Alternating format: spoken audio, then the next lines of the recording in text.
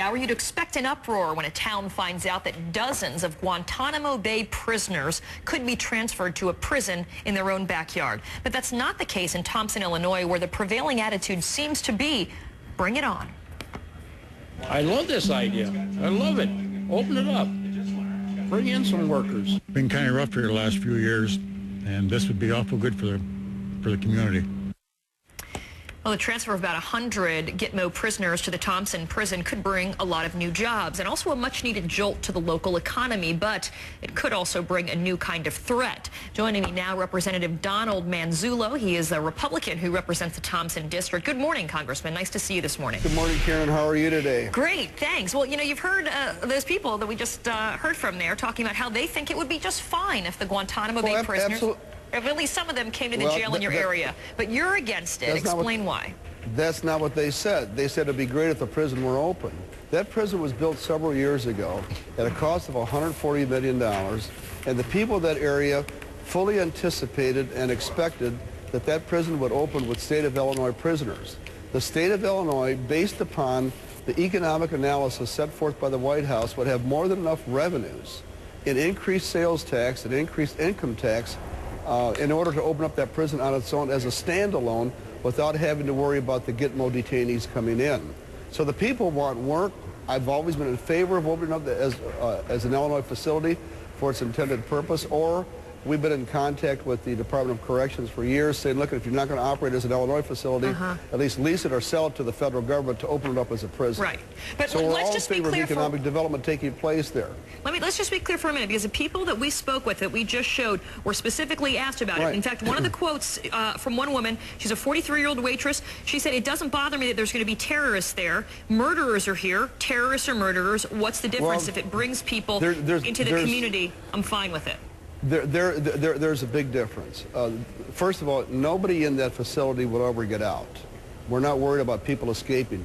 But I share the sentiment of Governor Sebelius of Kansas, Senator Jim Webb, and Senator Joe Lieberman.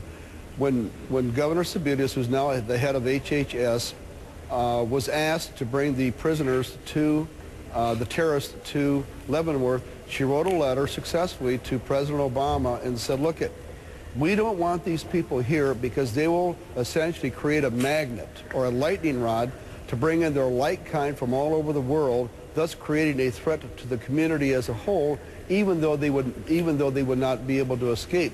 What we've been trying to do in the seminal question that I've been asking over and over and over again is this: if the reason for Gitmo being closed is that it serves as a focal point of hatred towards the United States, and this is what the White House said yesterday in their communique, that it's hated so much it's used as a recruiting tool.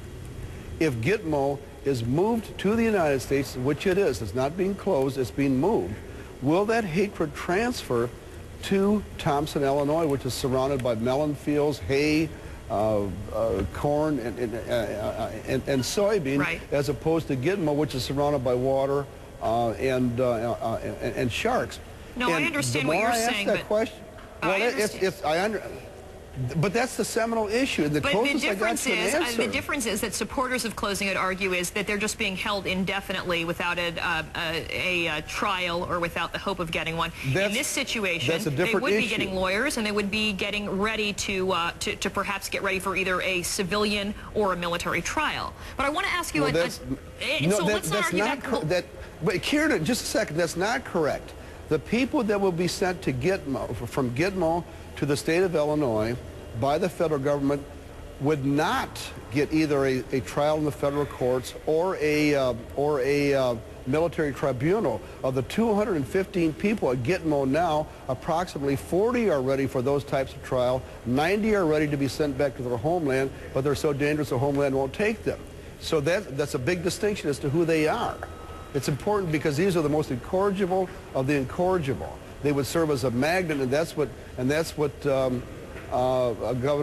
Sebelius was worried about. Well, I understand your concerns, absolutely. One of the things, though, is that there are other blueprints for this taking place relatively successfully. Take, for example, the Supermax facility right now in Florence, Colorado. No, that's not, again, That's let me not just correct. finish. They have Zacarias Moussaoui there. He was convicted of conspiring the terrorist attack. That. They have the shoe bomber, Richard Reed. They have Ramzi Youssef. Right. They've handled a very large number of dangerous prisoners, and they say they've had no harm to the local communities. What's the difference? All right.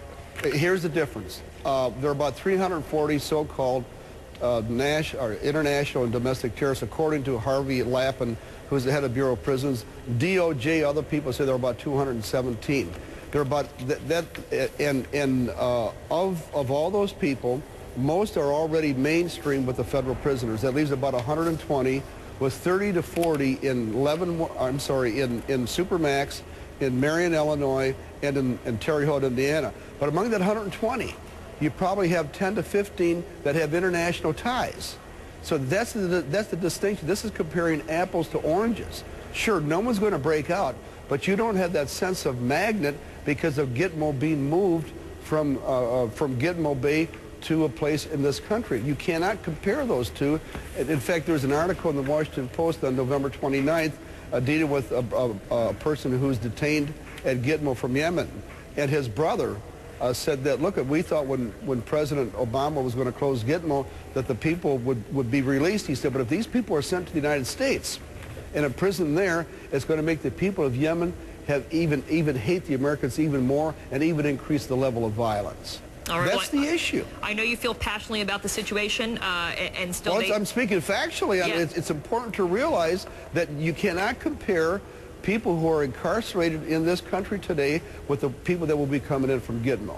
It's apples and oranges. All right, well, again, we don't have time to argue all of the points of this, but I appreciate your point of view, and thanks for coming on this morning.